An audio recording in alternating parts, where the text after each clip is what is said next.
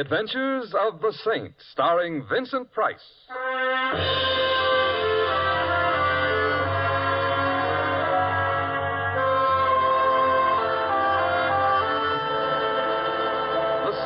Based on characters created by Leslie Charteris and known to millions from books, magazines, and motion pictures.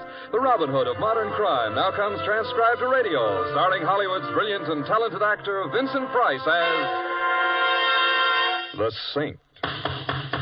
I'm not home. It's the middle of the night and I'm asleep. I'm in Schenectady, sitting up with a sick aunt.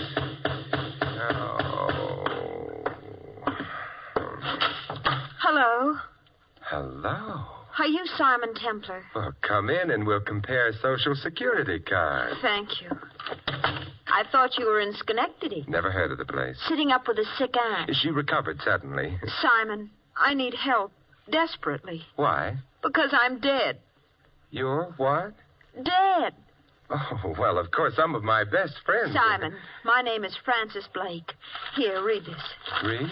That little item down in the corner, under obituaries. Obituaries? Says here that the body of Francis Blake is at the Restwell Chapel. Burial at noon tomorrow. You see, the newspapers say that I'm dead. Yeah, but I don't know whether to believe them or not. You are Francis Blake? Oh, of course I am. Come here a moment. All right. Thank you. Now... Simon, what are you... Ouch! I beg your pardon. You pinched me. Yes? But... Well, I had to make sure I wasn't dreaming. But you're supposed to pinch yourself if you think you're dreaming. I know, but this way was more fun. Also, I never heard a corpse say ouch before. Therefore, you're not dead. I already knew that. I didn't. Now that that's settled, I think perhaps we ought to go visit. Visit whom? Your corpse.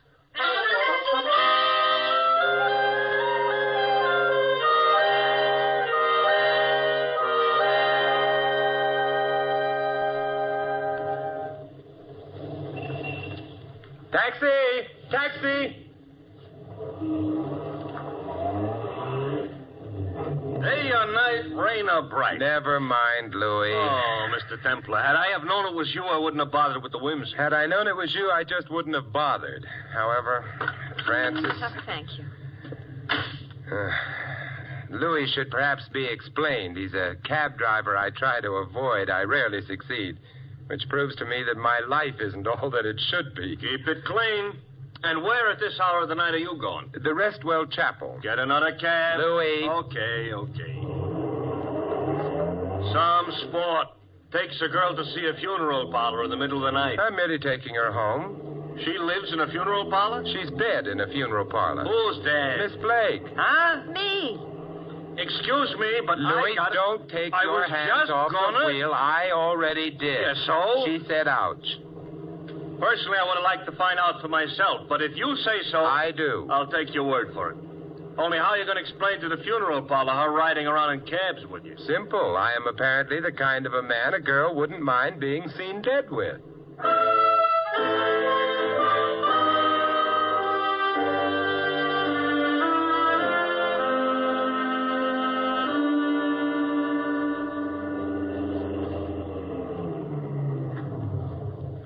Restwell Chapel at your service. Louis. I know. Wait. But I'm telling you one thing, considering the type of company you're keeping. I ain't waiting till nobody plays no hot licks on a trumpet. I don't think you'll have to. Come along, Francis. All right. I've been trying to pretend to myself that it's all some kind of a joke, but that funeral parlor looks too real. We'll find out soon enough. One nice thing about funeral parlors, they're always open. That you call nice? You have a point there. Ooh, listen to that doorbell. Chopin, at least. Ah. I beg your pardon? I said, ah. Ah. Come in, Francis.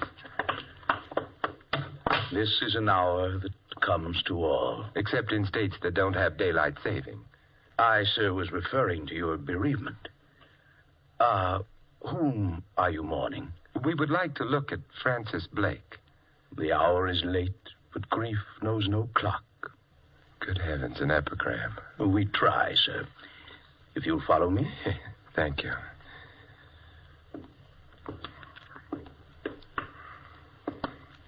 Here we are. And there she is. Beautiful, isn't she? Very. Simon, she does look like me. A little bit, but hardly enough to explain. How did she get here? Miss Blakeman?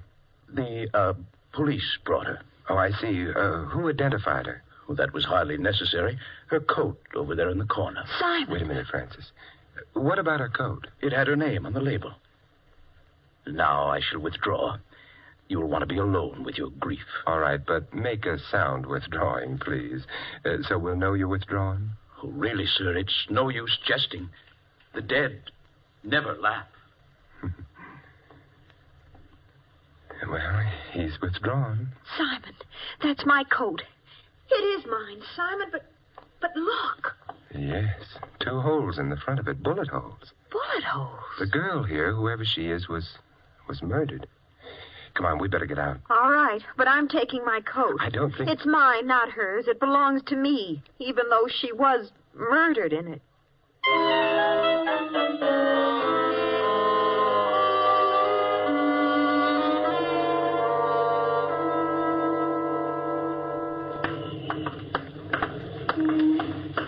Simon, what was that girl doing with my coat? Wearing it when she was shot, presumably. There's another question, perhaps a more important one.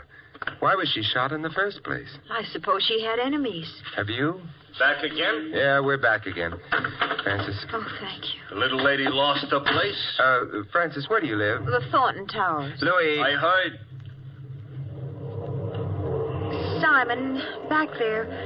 Why did you ask if I had any enemies? The coat's a distinctive one. Well, it's a very colorful plaid. Yes, the girl back at the funeral parlor was murdered while wearing it. The question comes to, was her wearing the coat when she was killed merely a coincidence, or was she killed because her murderer thought she was, you?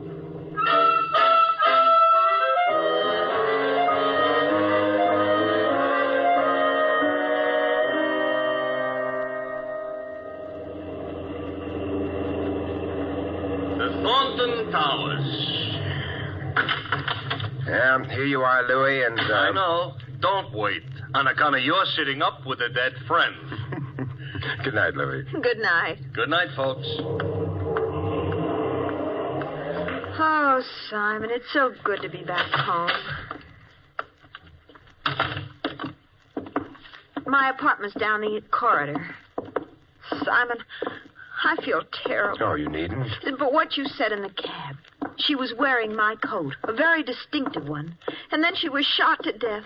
That girl is dead because of me. No, we don't really know that. Well, it must be so. Somebody thought she was me and killed her. That's possible. But then that means that somebody wants to kill me. Is this your door? Oh, yes. Of course, it's also possible that someone didn't like the coat and, hey, did you leave your lights on when you left? No. There's a light in the room ahead. Well, that's the living room. You stay here in the hall. I'll go ahead and see who it is. But I just want to make sure they're neutral on the subject of plaid coats, or you. Shh. Oh, hello. Hello. Ah, how she was beautiful, your wife. My what? Your wife?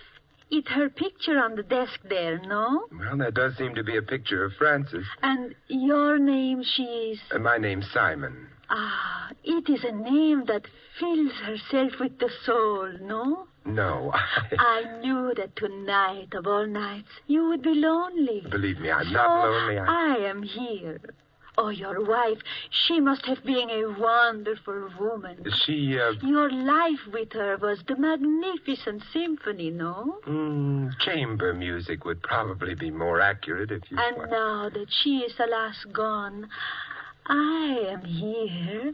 Without even a pause for station identification. Look, who are you? I am Olga. Simon, Who is she? Olga. Who is she? Francis. And now that you two have met... Waiting a moment, huh? Aha. I look on the picture. I look on the flash. The what? The flash. Of which I might adding, your wife is perhaps carrying a little too much here and there. Especially there. Now, just a minute. Mustn't point, Olga. Bad manners. But I am seeing your wife. She is not dead. She isn't. That is, Frances isn't. If you like, you could try pinching her. I never pinch, except boys. Oh. Simon, you are disappointing me. Goodbye. Well, that was quite a performance. Personally, I didn't care for her cadenza. Oh, I don't know. It was a nice cadenza, and the tutti was definitely fruity. That is, Francis, the whole thing was camouflaged. For what? Take a look at the room. The room? Oh! Yes, it looks as if a junior hurricane had visited it. You mean somebody of Olga searched the room? Uh-huh. This one and, yeah, the bedroom as well. But, Simon, what was she looking for? I don't know. Whatever it was, she didn't find it. Our entrance stopped her search. Well, I'd better start straightening things up a bit. Good idea. I'll help you. Well, shouldn't you be going home? Oh, I don't think so. You may get some more visitors later on, and rougher ones than Olga. Why? Well, maybe they'll tell us if we ask them prettily. In the meanwhile, Yes, Simon. we can practice the overture to that symphony Olga mentioned.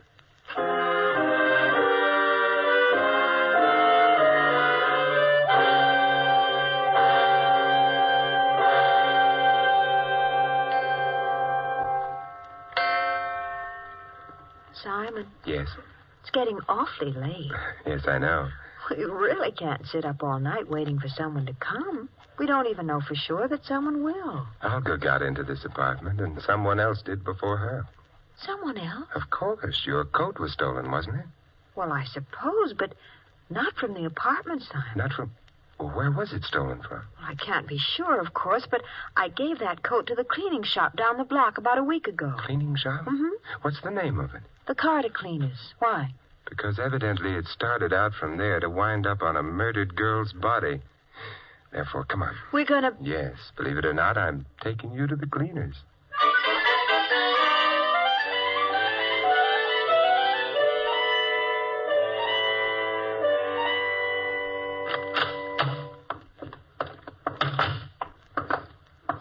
Hey! What? Oh, Louis, I thought I told you not to wait. This is a free country? Yes, There's a but- parking limit on this here curb, maybe? No, but... I waited. But we're only going down the block a little bit. You can't afford a quarter? I like to walk. What do you get from walking? Exercise? Uh-huh. And from exercise, an enlarged heart. From an enlarged heart, you know how many people each year drop dead? Add them up. We're walking. Come on, Francis. Simon, you're worried. Moderately about all those people with enlarged hearts. This is the place, huh? Yes, yes. Front door's shut, but there's a light inside. Let's try. It's locked. However, I think someone's coming. recognize him? Yes, yes, that's Mr. Maxon, the manager. Oh, what do you want? Do you mind if we come in? Look, it may have escaped your attention, but it happens to be after 2 o'clock in the morning.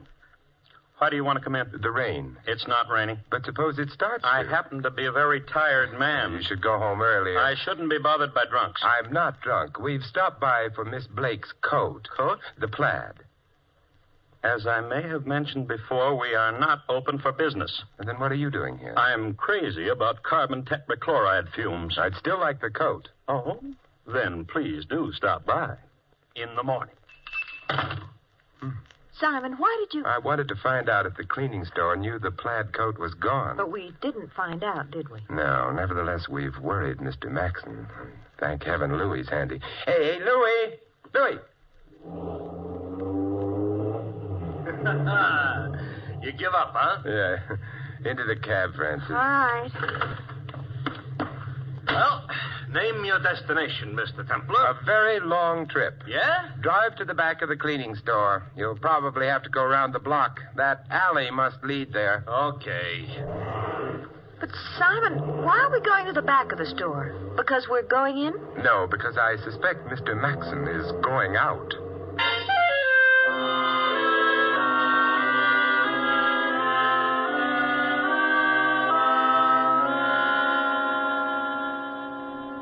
All this here is maybe none of my business. It isn't. Oh, you know, a remark like that could easily hurt a fella's feelings. I'm sorry. No, it didn't hurt mine. I'm sorrier still. But you're not spending this PM in the way a PM should be spent. Nonsense. So far, it's all been good, clean fun. That's what I mean. Simon, Mr. Maxon hasn't come out of the store yet. No, he may be coy, however. But why should he have anything to do with anything? He shouldn't, but it's very possible that... Simon.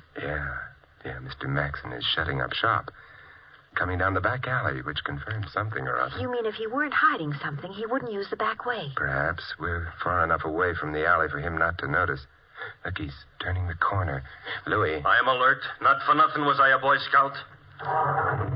Although, actually, what I was a Boy Scout for was a certain Girl Scout. Hold it a minute.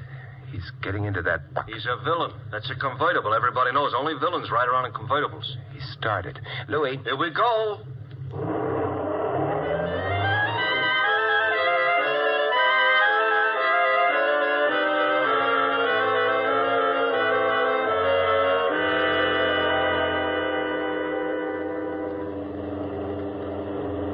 Look, Maxon's stopping. Yeah, I better stop right here, huh? Uh-huh. Simon, he's going into that nightclub. Interesting place for a store manager to finish his evening's work. Let's go, Francis. Leave me know how the floor show is. I'll be sure to. Barker's Bandbox. I've heard of the club. Yeah, and I've heard of Barker. Nothing complimentary either. Well, here it is, and in we go. Dark, crowded, and needs ventilation. The floor show? Emphasis on show. Simon, Mr. Maxon's over there. Yeah, ducking out of the door near the piano. Let's follow in his shifty footsteps, huh? Gee, I hope nobody notices us. With what's going on, or rather coming off, I don't think so. It's so dark in this hallway. Yeah, listen. I can't hear what they're saying. We can get a little closer. Simon. Now, wait a minute, Barker. I've been waiting long enough. Where are the stones? I told you the girl disappeared. I know what you told me. Don't give me the stones. Now, suppose you tell me where the stones are. I don't know where they are. Stones. Yeah, Barker's got quite a reputation as a crook of various kinds. Stones are jewelry, and unquestionably stolen jewelry. Having fun, fellas? Hope I didn't frighten you, lady. Coming up behind you, two nosy people like this. That was her asthma. Yeah. This here's a rod. How cute. Could I see it? Let go. Simon, I've got his gun. Yeah, and I've got a fist. Let's see what happens. How gratifying. I hit him and he fell down. Jake? Come on. All that could happen to us in here Jake! would be fatal.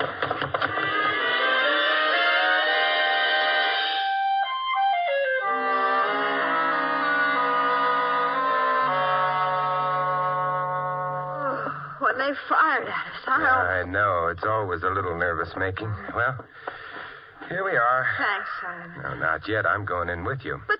No, for safety. Oh. You think maybe... I'm just not taking any chances. Foyer's all right. Living room. Francis. What? Don't look across the room. Olga's back, but this time she's staying.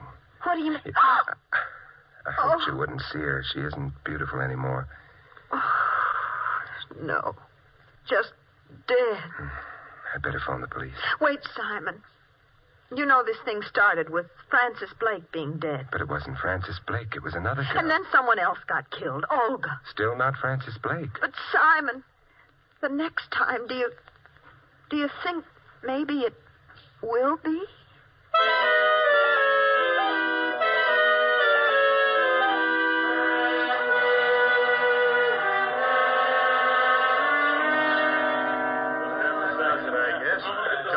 Let's get out of here. Good night, Temple.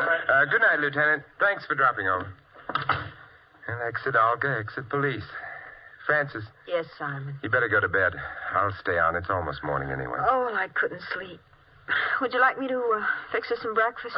Oh, say, that's not a bad idea if you feel up to it. Oh, I don't know how I feel. You stay right where you are. Won't take me more than a few minutes. All right.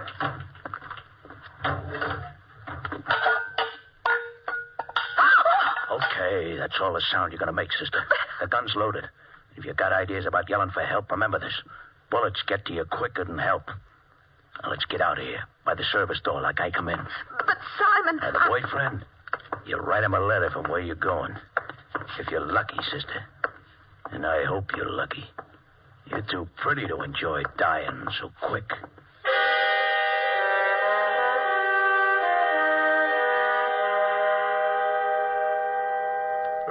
Hey, Francis, what are you cooking? Steak? Francis, I don't intend to oversee your cooking, but... Francis.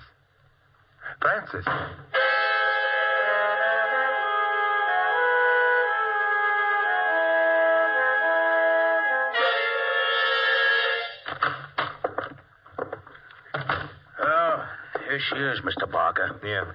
Nice work, Jake. I want to know what this is all about. Yeah, I bet you do. You and me both, baby. What'd you do with the Stones? The Stones? Yeah, the chorus girl's delight, the old man's charm, the Stones. Oh, you mean jewels. I don't have any. Maybe not on you, but you're going to tell us where they are, won't you, baby? Suppose I don't know. I wouldn't care to believe that.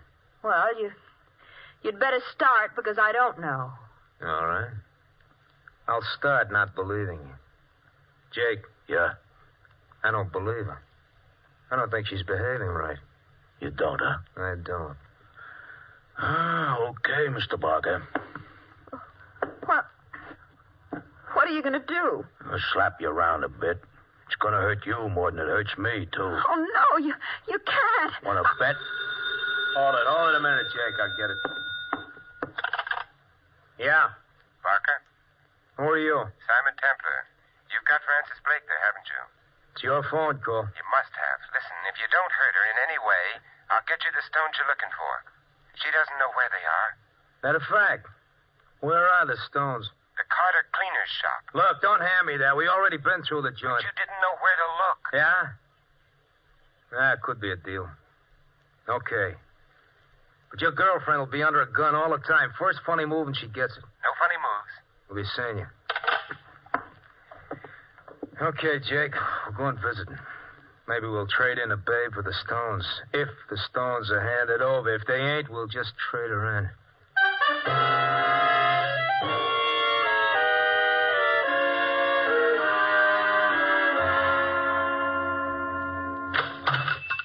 Good morning, and...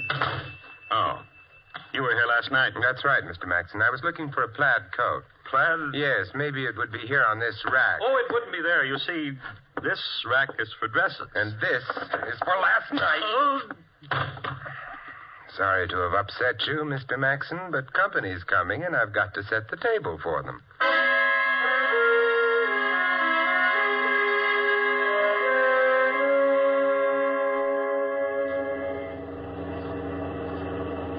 Joint looks clean. No blue uniforms around. Park it, Jake. Okay. Here we go, baby. I can walk by myself. Yeah, I know, but I enjoy your company.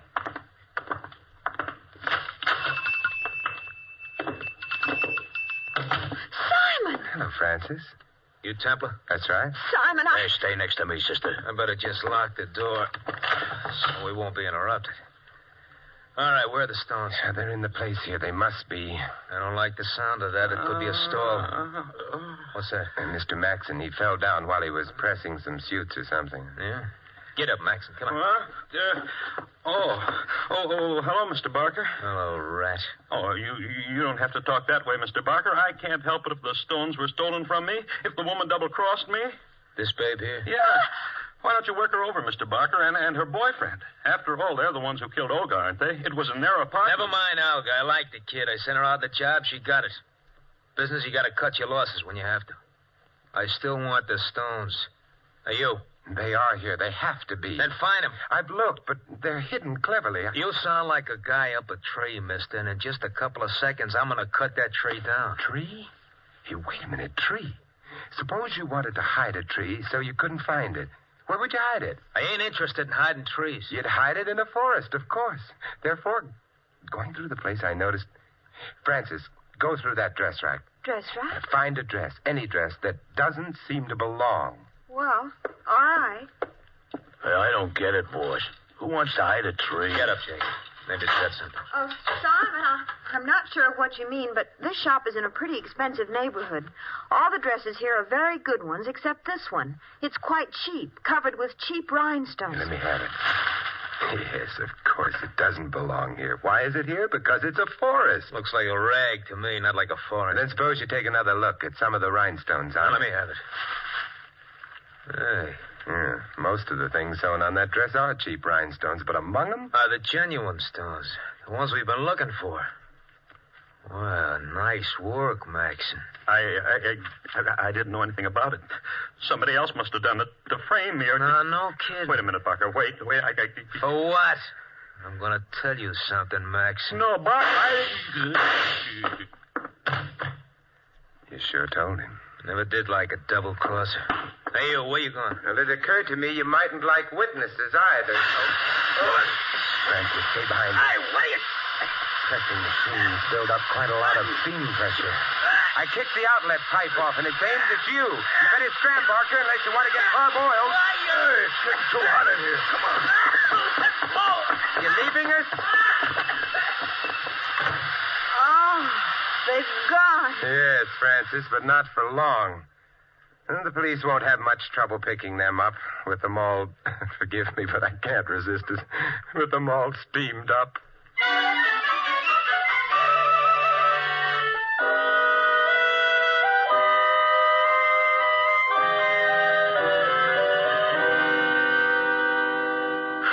Simon, I'm terribly grateful, but I can't resist Francis. asking you what it was all about. Oh, an intellectual, huh? Well, you see, Francis, Maxon and Barker were partners in the jewelry business. Illegitimate. Oh. They worked out a nice idea. They'd use very distinctive clothes left with a cleaning shop as disguises for themselves and their confederates. Oh, and disguises which couldn't be traced because they'd lead back only to perfectly innocent people who had alibis and everything. Mm-hmm. Right. And the last job they did involved a girl who wore your plaid coat while stealing the jewels. Oh. Maxon, however, decided he wanted all the jewels for himself, so he killed the girl and hid the stones. And Olga? He had to kill Olga because she suspected something wrong and came to this apartment because that's where the plaid coat came from. Mm-hmm. Well, but how did you know that Maxon had killed her? Back in the shop, he said Olga had been killed in this apartment. How did he know that? Because he'd killed her.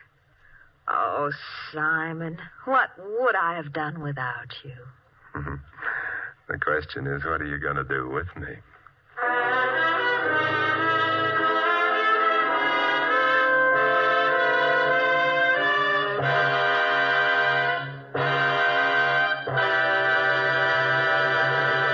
You've been listening to another transcribed adventure of the Saint, the Robin Hood of modern crime. Now, here is our star, Vincent Price. Ladies and gentlemen, our cast tonight included Shirley Mitchell, Viola Vaughn, Larry Dobkin, Lou Merrill, Tony Barrett, and Jack Moyles. This is Vincent Price inviting you to join us again next week at the same time for another exciting adventure of the Saint. Good night.